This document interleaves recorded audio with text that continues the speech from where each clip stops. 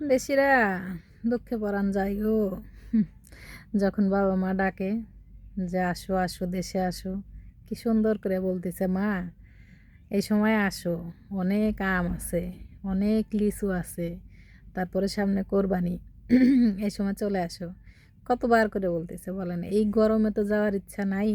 তারপরে আবার আপনার এখন তো লাখের নিচে টিকিট নাই। আমরা প্রবাসীরা এটাই হচ্ছে আমাদের বড় কষ্ট, যে আমরা আমাদের ফ্যামিলির সাথে কোনো একটা খুশি একসাথে করতে চাইলে, খুশির কাজ, ঈদ বলেন, বিয়ে বলেন, কোনো অনুষ্ঠান বলেন, আমরা সবসময় এটা পারি না। ইচ্ছে থাকলেও উপায় হয় না, কারণ 1 লাখ টাকা দিয়ে আমরা টিকিট কেটে এখন দেশে যাব আসবো, এটা 1 লাখ টাকা যে ইনকাম করতে কতটা কষ্ট বিদেশিরাই জানে। বাংলাদেশে বসে তো শুধু টিকিটের দামই বাড়াইতে থাকে মানুষ।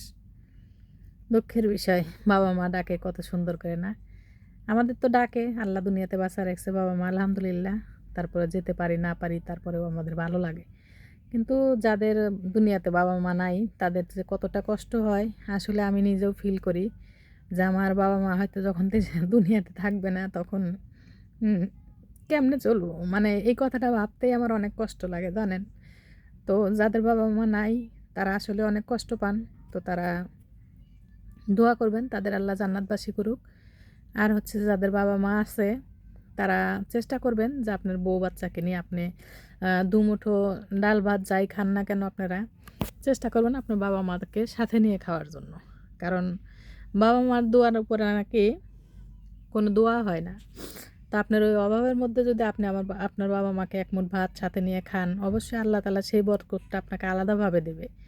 সেখান থেকে আপনার কমবে না যে না বাবা মাকে দিচ্ছি, আমি নিজে চলতে পারতেছি না বউ বাচ্চা নিয়ে, আমার বাবা মাকে দিলে আরও একটু কম লাগবে। কি বলবো, আমার নিজের আমাদের নিজেদের মধ্যে আমার চোখে দেখা বা আমার রক্ত বা যাই বলেন, আমি নিজেও দেখি এই কাজগুলো। যে বছরে হয়তো বাবা মাকে একটা লুঙ্গি বা একটা শাড়ি, কয় টাকায় না জানি দাম, 1000 টাকা হবে। বউ বাচ্চার পিছনে তো হাজার হাজার খরচ করতেছে।